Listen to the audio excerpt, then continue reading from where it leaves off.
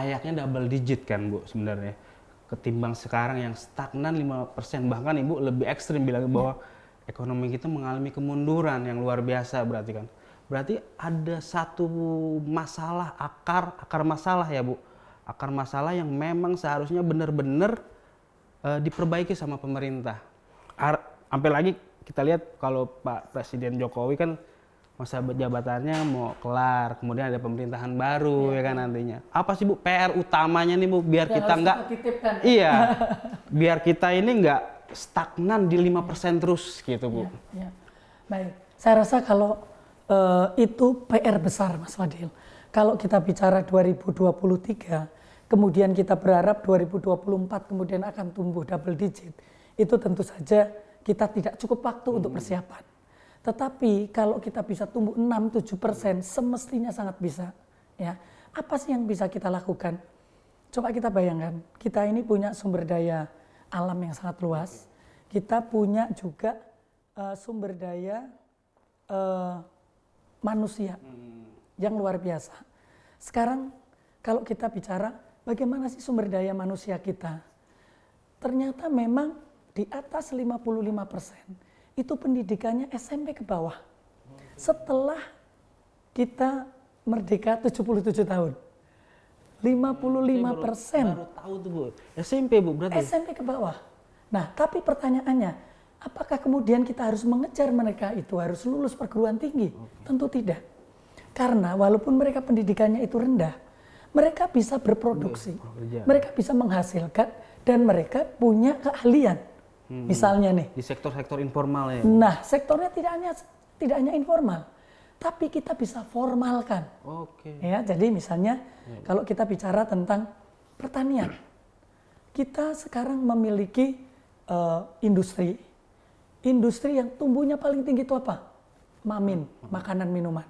Tapi industri makanan minuman kita bahan bakunya dari mana? Dari impor. Kalau misalnya ada kebijakan pemerintah, sekarang kita list mana yang kebutuhan industri mamin ini yang bisa kita produksi sendiri.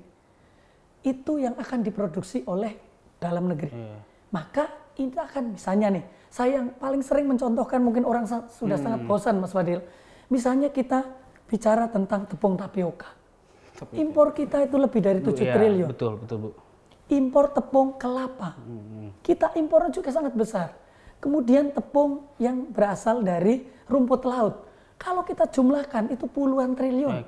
Artinya itu captive market bagi industri dalam negeri dan bahkan bisa dikerjakan oleh industri menengah. Nah, sekarang pertanyaannya bagaimana caranya agar industri ini tidak mengimpor tetapi menggunakan produk-produk dalam negeri. Gitu kan? Tentu mereka banyak alasan lah ya.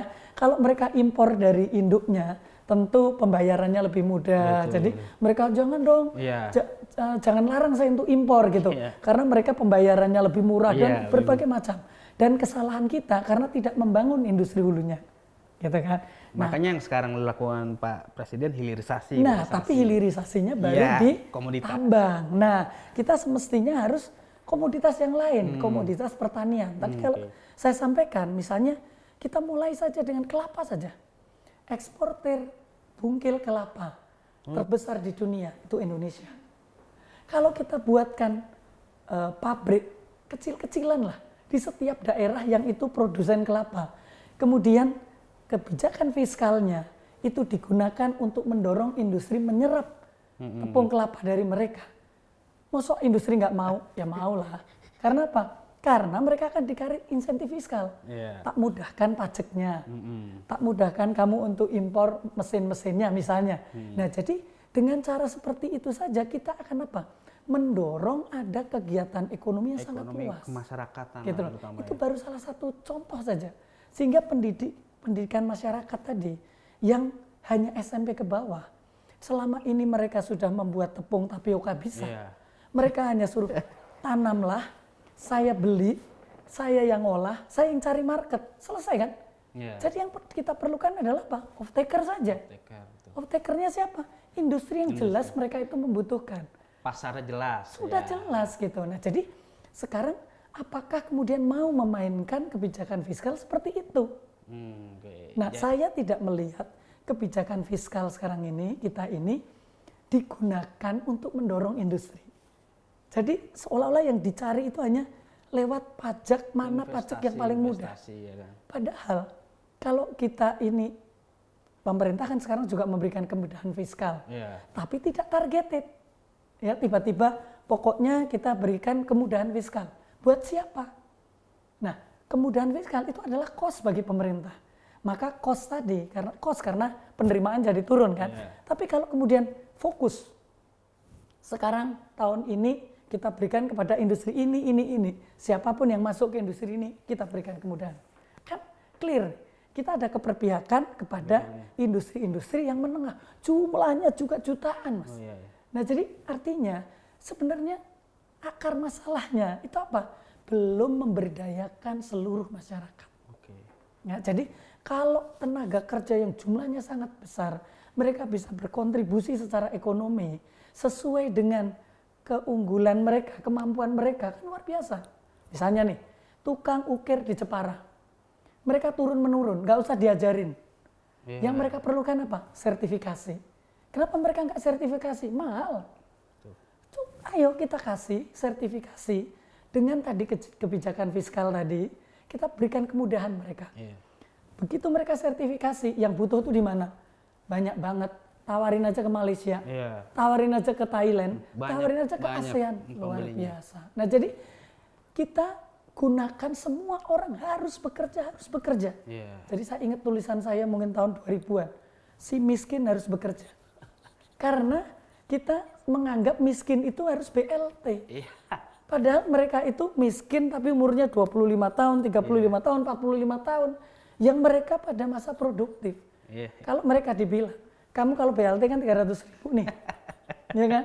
Kalau kamu kerja di pabrik tadi apa? Tapioka. Gajimu UMR aja lah. Paling rendah UMR berapa? 1,5 juta. Mau dia, Mas.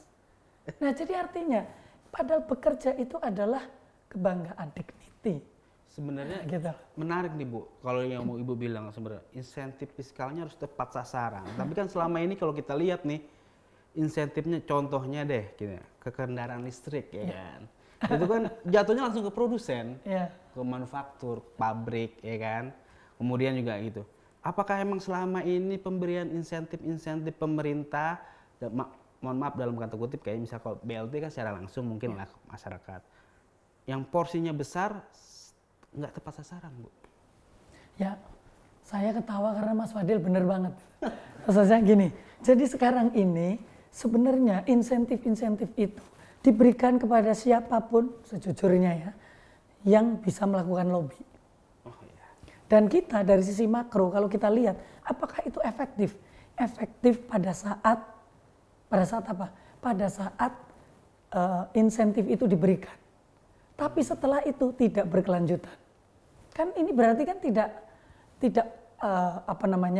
kebijakan yang tidak tepat.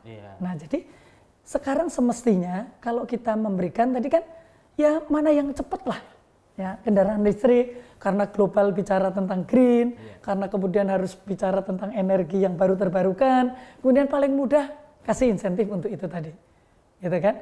Nah, kalau yang dilakukan oleh Vietnam, mereka energi baru terbarukan menggunakan apa untuk rumah tangga? Mereka menggunakan solar cell. Itu sudah dilakukan awal 2000-an. Artinya kan hampir 25 tahun yang lalu ya.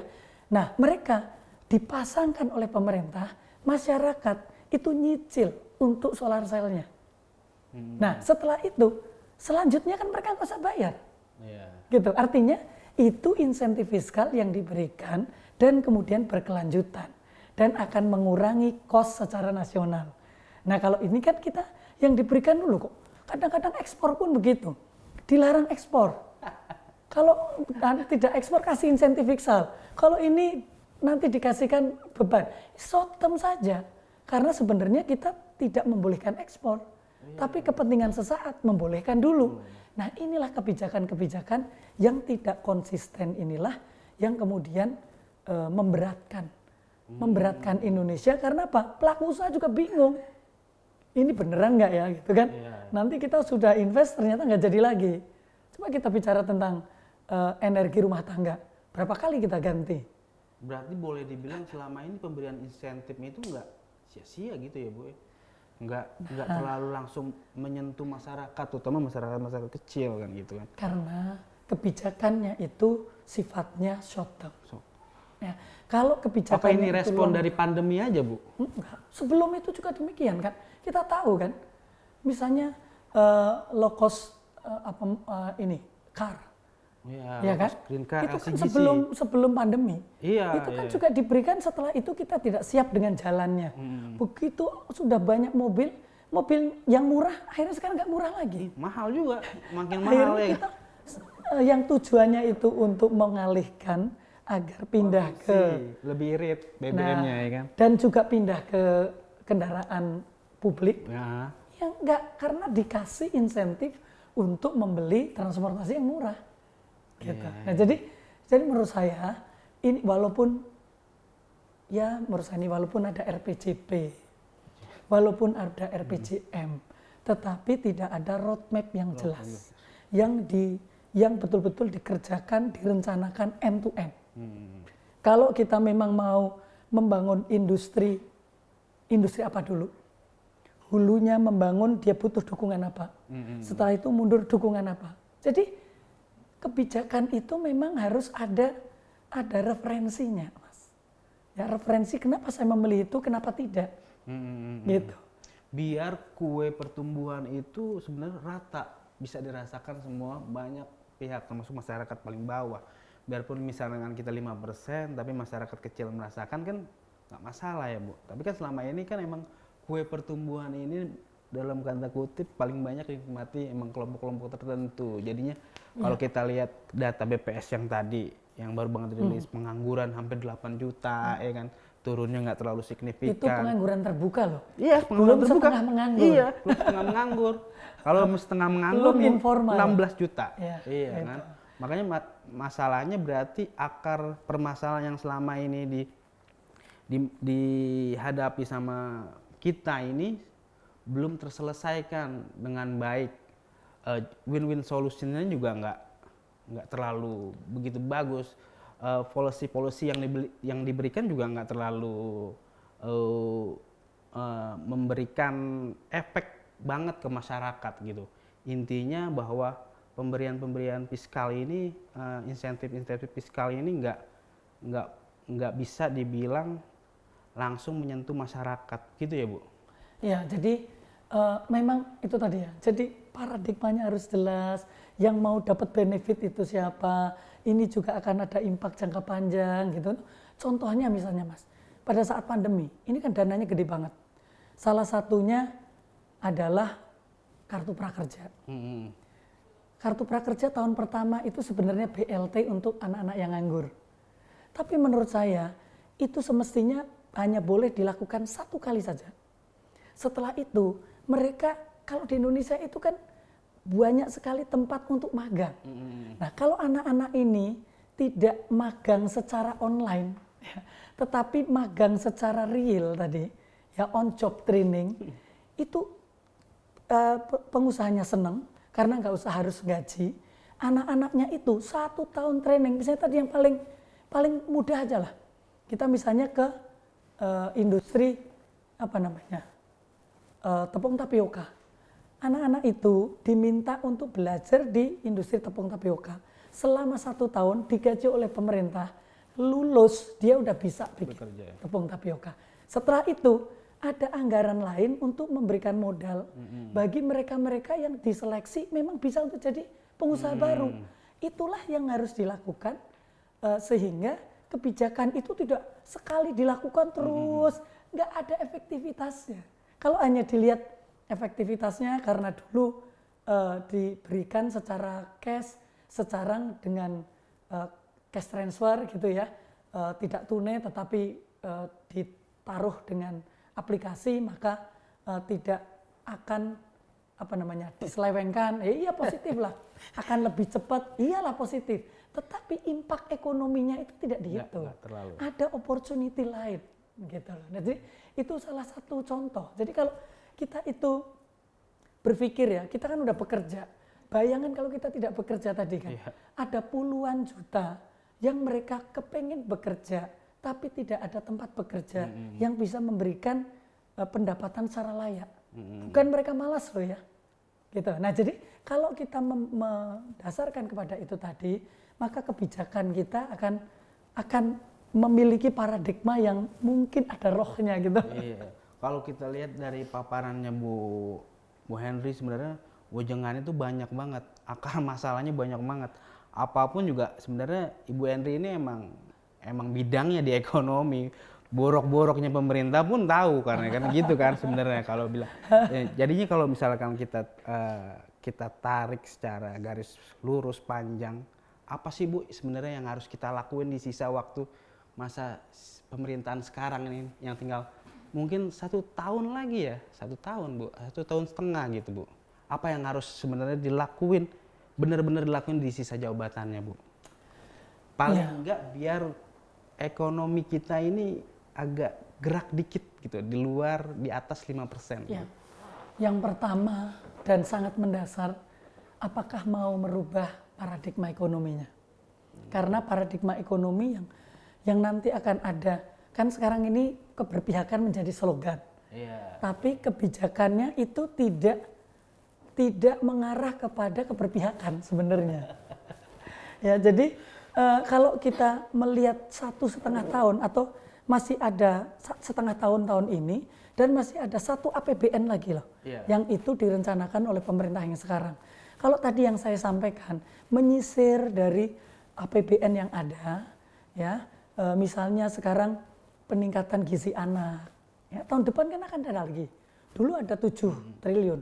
Kalau itu kemudian dipindahkan tidak di Kementerian Kesehatan, tapi itu kemudian diberikan kepada Kementerian Ibu dan Anak. Ya, jadi peningkatan gizi anak itu tidak harus dengan menggunakan produk-produk pabrikan, tetapi itu bisa menggunakan juga produk dari UKM. Maka itu akan menggerakkan ekonomi luar biasa, karena akan ada apa namanya ya, market yang tiba-tiba tercipta. Ibu-ibu di rumah yang tadinya nganggur, dia bisa bikin nugget, ya, yang ada di pantai. Dia bikin nugget ikan. Yang ada di gunung, mereka bisa bikin nugget dari sapi. Produktif lah ya. Nah, yang mereka ada di dataran, mereka bisa bikin nugget dari ayam. Nah, itu yang beli siapa? Anggaran tadi untuk peningkatan gizi anak. Anak siapa? Ya tetangga-tetangga mereka. Dan mungkin juga anak mereka gitu. Nah, artinya apa? Apakah kemudian mau merubah paradigma tadi? Ya, itu baru dari sisi penggunaan APBN, di sisi penggerakan ekonomi UKM. Yang lain misalnya anggaran untuk infrastruktur. Infrastruktur kan masih banyak. Selama ini infrastruktur itu kan infrastruktur utama. Coba sekarang digeser infrastruktur yang betul-betul kemudian akan menggerakkan ekonomi masyarakat tadi. Apakah ada kemauan dari pemerintah untuk APBN 2024 untuk menggeser? Sehingga pemerintah yang akan datang tinggal melanjutkan. Ya, jadi kalau sekarang ini yang didorong itu masih infrastruktur yang besar-besar, yang itu memang masih diperlukan, berikanlah 10-20% untuk menggerakkan ekonomi. Misalnya gini, infrastruktur itu saya sering diskusi ya dengan Pak Menteri Basuki. Beliau sudah luar biasa ya membangun infrastruktur. Kemudian saya tanya, Pak, sekarang saya tanya ya, kalau kita akan mendorong konsumsi rumah tangga kita, salah satunya adalah konsumsi masyarakat. Nah, kita akan dorong mereka untuk membeli produk apa? Sekarang katanya industri atau e-commerce kita sangat maju. Oke. Nah, yang ada di e-commerce itu mau kita isi dengan apa? Karena produk-produk kita tidak mudah masuk ke e-commerce, maka dengan demand yang sangat besar, yang masuk adalah e-commerce dari impor. Nah, karena e-commerce impor itu sudah dikeluhkan Presiden 95%, kemudian infrastruktur apa yang diperlukan, yang Bapak harus bangun? Karena selama ini hanya mengikuti kebutuhan market. Oh, ini banyak sekali gudang-gudang yang ada di pelabuhan-pelabuhan. Maka harus dibuat infrastruktur agar itu bisa sampai ke pasar dengan mudah.